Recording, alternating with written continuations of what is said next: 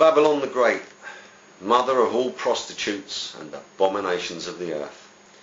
Is there any evidence in the Holy Bible concerning Freemasonry? Yes, there most certainly is. The verse I just quoted, for instance, concerns Freemasonry. I'm going to read from the book of Proverbs, which is just 20 pages. That's all it is. 20 pages of pure godly wisdom. And this pertains very much to the great whore of Babylon, the prostitute. I'll just read through it, and what I will do is I will stop now and then, and I will tell you what I feel the Lord is showing me about this. Book of Proverbs. The purpose of Proverbs. These are the Proverbs of Solomon, David's son, king of Israel. The purpose of these Proverbs is to teach people wisdom and discipline, and to help them understand wise sayings. Through these Proverbs, people will receive instruction in discipline, good conduct, and doing what is right, just and fair. These Proverbs will make the simple-minded clever. They will give knowledge and purpose to young people. Let those who are wise listen to these Proverbs and become even wiser. And let those who understand receive guidance by exploring the depth of meaning in these proverbs, parables, wise sayings, and riddles. Fear of the Lord is the beginning of knowledge. Only fools despise wisdom and discipline. A father's exhortation. Acquire wisdom. Listen, my child, to what your father teaches you. Don't neglect your mother's teaching. What you learn from them will crown you with grace and clothe you with honor. My child, if sinners entice you, turn your back on them. They may say, "Come and join us. Let's hide and kill someone. Let's ambush the innocent. Let's swallow them alive as the grave swallows its victims." Though they are in the prime of life, they will go down into the pit of death. And the loot we'll get will fill our houses with all kinds of things. Come on, throw in your lot with us. We'll split our loot with you. Don't go along with them, my child. Stay far away from their paths. They rush to commit crimes. They hurry to commit murder. When a bird sees a trap being set, it stays away. But not these people. They set an ambush for themselves. They booby-trap their own lives. Such is the fate of all who are greedy for gain. It ends up robbing them of life. Now, before we carry on here, this is talking about people joining together in one accord, hiding in secrecy in order to fill their own pockets to the detriment of others who are innocent. This is the great whore of Babylon. These are those who hide in the darkness, in the shadows, and ambush you as you go about your way. This is about Freemasonry. Listen carefully. Wisdom shouts in the street. Wisdom shouts in the streets. She cries out in the public square. She calls out to the crowds along the main street and to those in front of City Hall. "You simpletons," she cries, "how long will you go on being simple-minded? How long will you mockers relish your mocking? How long will you fools fight the facts? Come here and listen to me. I will pour out the spirit of wisdom upon you and make you wise.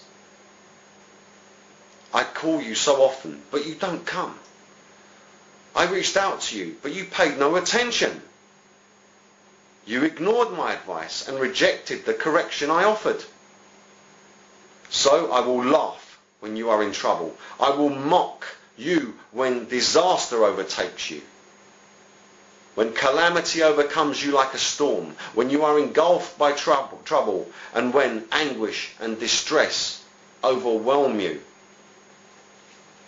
And I will not answer when they cry for help, even though they anxiously search for me. They will not find me, for they hated knowledge and chose not to fear the Lord. They rejected my advice and paid no attention when I corrected them. That is why they must eat the bitter fruit of living their own way. They must experience the full terror of the path they have chosen. For they are simpletons who turn away from me to death. They are fools, and their own complacency will destroy them.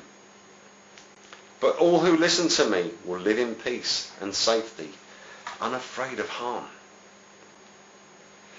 The benefits of wisdom. My child, listen to me and treasure my instructions. Turn your ears to wisdom and concentrate on understanding. Cry out for insight and understanding. Search for them as you would for lost money or hidden treasure. Then you will understand what it means to fear the Lord, and you will gain knowledge of God. For the Lord grants wisdom. From his mouth come knowledge and understanding. He grants a treasure of good sense to the godly. He is their shield, protecting those who walk with integrity. He guards the paths of justice and protects those who are faithful to him. Then you will understand what is right, just and fair, and you will know how to find the right course of action every time. For wisdom will enter your heart, and knowledge will fill you with joy. Wise planning will watch over you. Understanding will keep you safe. Wisdom will save you from evil people, from those whose speech is corrupt. These people turn from right ways to walk down dark and evil paths. They rejoice in doing wrong, and they enjoy evil as it turns things upside down. What they do is crooked, and their ways are wrong. Wisdom will save you from the immoral woman, from the flattery of the adulterous woman. She has abandoned her husband and ignores the covenant she made before God. Entering her house leads to death. It is the road to hell. The man who visits her is doomed. He will never reach the paths of life. Follow the steps of good men instead, and stay on the paths of the righteous. For only the upright will live in the land, and those who have integrity will remain in it. But the wicked will be removed from the land, and the treacherous will be destroyed. Now God here has told us that the great whore of Babylon is an adulterous woman who has turned away from her husband, which is God. We are the bride of Christ. This is referring to human people who have turned away and joined Freemasonry. And in the same way that God punishes the adulterer and the adulteress, he will punish these people because they have committed adultery against him. They have gone and fornicated with the great whore. They have enjoyed doing evil, and they have done it in secrecy. An adulterous woman commits adultery in secret. She doesn't tell her husband. It's like the book of Proverbs says. She eats, wipes her mouth and says, I haven't done anything wrong. You're mad. You need to see a doctor. And this is the sort of thing that Freemasons do even to this day. And we're being told here that if you visit the great whore, if you go to her, you are doomed.